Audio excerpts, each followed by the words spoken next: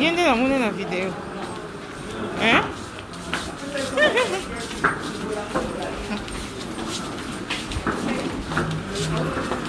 Viens de la monnaie dans la vidéo. Le banane, ah ouais, toyo. Ah ouais, obimi, on s'est payé, mais. Il fallait que la vidéo, Anna.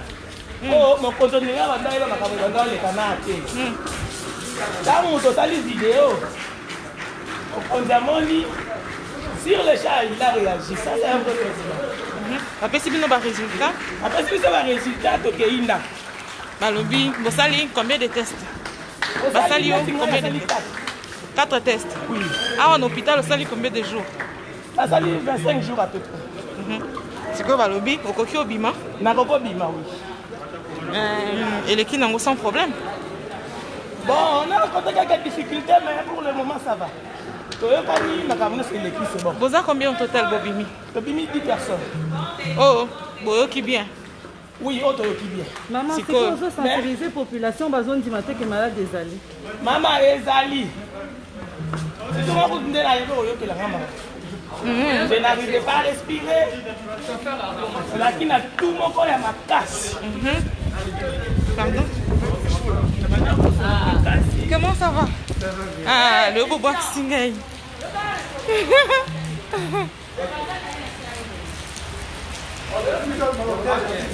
Comment? Pour Nanine. Mais ça n'a caca. Au commis esta. Non. Ça c'est pas. Maman, parce qu'il y a une cité, on dit maté. Malade des alliés. Alors, malade des alliés. Alors, malade des alliés, il faut se protéger. Pas avoir précaution parce que. Maman, est-ce qu'il n'y a pas qui se comporte en tu as voyé parce qu'on a besoin de la supermarché, malade de circuler partout. Il y a sali combien de jours dans l'hôpital? Ça a eu 33 jours. Waouh! Dans l'hôpital, je suis 5 jours. Ça fait 38 jours de. C'est que malade des alliés, on a mis 6 ans de alliance. Il y a sali combien de tests pour déclarer que Obiki vraiment? Je salue 3 tests. Merci. Voilà, c'est que Balobi, le col au bel niveau. Est-ce que c'est possible que aux autres sous malades en Gopé? N'est-ce Obiki, bien commis immunisé.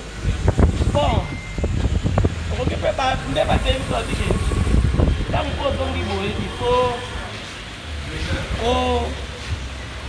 faut continuer à se protéger. Comment on peut aux hôpitaux? Quand on peut simbi sur le cœur de corruption, on va voir que simbi bana, les autres ça va nous bader.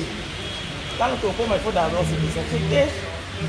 Mais parce que nous sommes dans quelques jours, il y a réticence, hein? Par rapport à ce que tu as là. Si on donne ok, et là quand vous ça les années. Ce qui a commis, il faut nous allons la bilamba na lati. Va changer bilamba. Na famille na ozaka yumo mtozwa ki malade wana.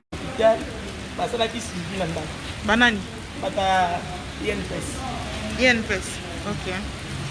Très Nous bien. avons vraiment suivi les enfants pendant 12 jours. Donc tu confirmes au Kinois que malade des arts va mi battre là. Malade des alliés, on a belle yango. Malade des alliés. Merci. Wow.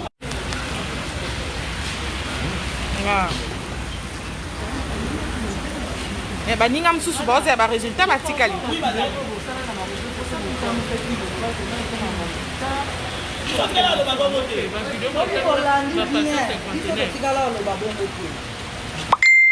biso tosilikaki mpona nini tozalaki tobandaki kozwa avantage toloba avantage moko te na bar ya inerve yango nde tobengaki mpona ete baya na secours na biso parce que rien ne marchait. La raison pour laquelle baninga mosusu bazalaki très fâché parce que tozalaki sous na contact na gouvernement te lelo te babaki koya mpe kotala biso yango nde toreventikaki merci président ayokaki aituni biso mpe toyebisi ye nyonso tosalaki aye kobimisa biso awa biso je pense que bomoni donc le maladie coronavirus réel parce que moi-même j'ai été victime d'un pouf en anneau, mais Dieu merci, nous sommes là. C'est un peu ça. Mais Neti, par exemple, parce que c'est partager un témoignage de ce que Yomoko Vivaki, Osako Kandengenini, Okakindengenini, et puis. Juste, j'avais de la grippe, j'avais aussi ma paiement. Ma paiement et sali et tiki. Jusqu'à ce que j'ai été déclaré positif. Dieu sali combien de jours? Dans l'hôpital. Bon, je peux dire 3 semaines et demie. 3 semaines et demie. C'est quoi Balobi au guérir? Guérir, oui. Donc, avec preuve même que ça maladie. Nanda Kunaoka, Yomom, tout ça qui maladie. Bon, on a joué à travers mon mobile manga. Il était sorti déjà 2 jours avant, totalement guéri. Ok. Merci.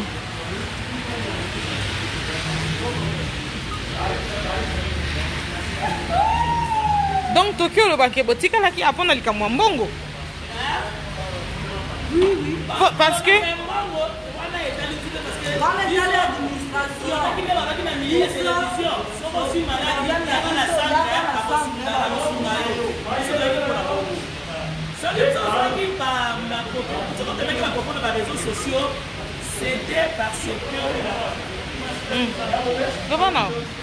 c'était parce que maintenant suite il y a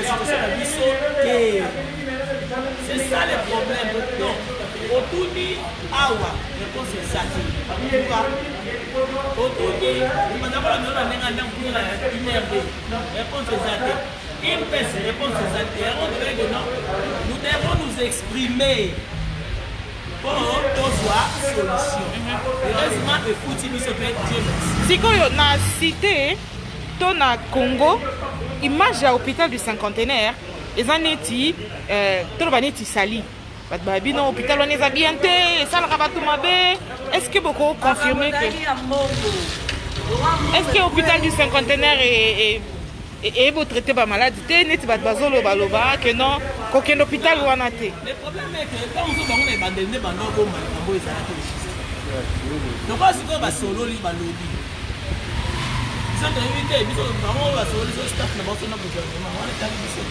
Yo traitement na ele qui n'a pas bien. On voulait revendiquer nos droits. On nous fasse des tests qu'on rentre à la maison. Mais bino bolandel na bino bien, ba médecin ba soigner bino très bien. Mais c'est parce que nous on a réagi non. Nous on réagissait pour pas les biso par résultat na biso na to bima na hôpital, c'est ça. Yo ba non mais la kisini. Na ina meli chloroquine na azithromycine. Na sulfate des zinc, na vitamine C. Bon, il y a aussi des médicaments qu'on me donnait parce que j'avais aussi d'autres antécédents par rapport à. Okay. Merci maman. Merci.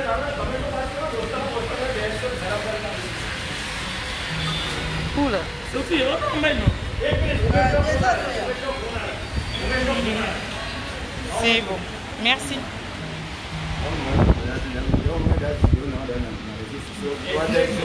Ouais, voilà taille jaune. Mais yo mtu dobi maki déjà pesa mkongo boy chabo. Loba sike.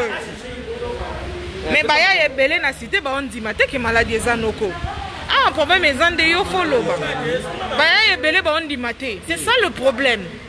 Batu ba boy kondima corona ezate. Tango batu bazobo yo ndima corona ezate yo za na chance obiki. Mususu okendo tambola changa azu yango akufi. Ake kuna pe babomi batu, mutu moko abomisi batu 200. Yo lokola nzamba sali yo grâce au biki. Yo nde mutu faut témoigner que maladie eza baya ya bozwa quand même ba précaution na bino pour que pour attraper ngote po yo biki. Mususu akokufa. Omoni que so boyo témoigner.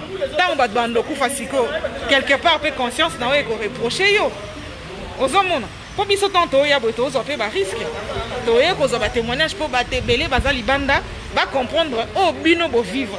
Que bango pe bazwa ba mesure totamola na loyengete. Ce qui est beau témoigner, alors à quoi ça sert? Tout ce qui est baninga ba kufa. Biso pe to confiner na ndako. Dans le pays, donc il y a des qui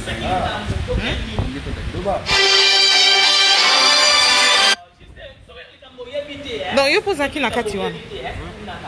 Mais au moins, la maladie existe. maladie existe. Et si vous traînez un peu pour vous faire dépister, ça peut vous tuer. Parce que c'est une maladie en caractère respiratoire. Ça affecte les poumons. Et quand ça arrive à ce niveau-là, vous-même, vous savez, on est encore dans le tâtonnement. On n'a pas trouvé un médicament, on n'a pas trouvé un vaccin. Alors, si ça touche déjà les poumons, vous êtes susceptible à mourir. Donc, prenez des précautions. Si vous avez la toux, si vous sentez un peu de fièvre, ou que vous vous sentez bizarre, ou soit vous sentez quelque chose au niveau de la gorge, en dehors du fait de prendre quelques médicaments, soit quelques solutions traditionnelles autres, allez vous faire dépister. C'est mieux lorsque le virus est encore jeune. Elle n'a pas encore touché à un certain niveau de si ça touche les poumons. Vous avez contracté la maladie d'où? Est-ce que vous vous souvenez? Ok. Moi, je travaille. On était en confinement. Pendant le confinement, parce que je travaille dans un hôpital, pendant le confinement, c'est à ce moment-là que nous avons attrapé la maladie. Heureusement pour nous, on était asymptomatiques, on était porteurs ça. C'est-à-dire pendant qu'on ne savait pas encore qu'on avait la maladie, l'hôpital nous a exigé de faire le test. Le test était positif. Aussitôt c'est positif, nous sommes venus se mettre en quarantaine ici au secrétaire. Et après le traitement, alors, nous sommes guéris. Donc vous n'avez pas développé les signes et toute la douleur, tout le calvaire de cette maladie? Non, aucun signe, aucun symptôme. Nous étions asymptomatiques.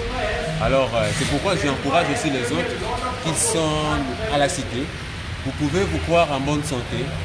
Vous pouvez vous croire que je n'ai pas le virus, c'est juste. Mais il y a aussi des porteurs sains.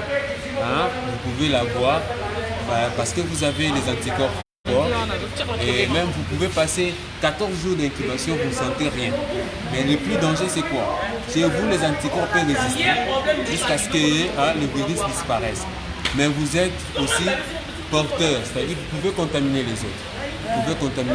Et ceux-là qui ont des anticorps faibles peuvent rapidement manifester des symptômes. Papa, pardon, c'est là, monsieur, pour m'appeler la joie. Le mot français m'échappe pour l'instant.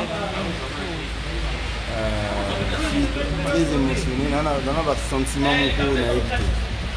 Premièrement, coronavirus, les maladies réelles, les vraies maladies.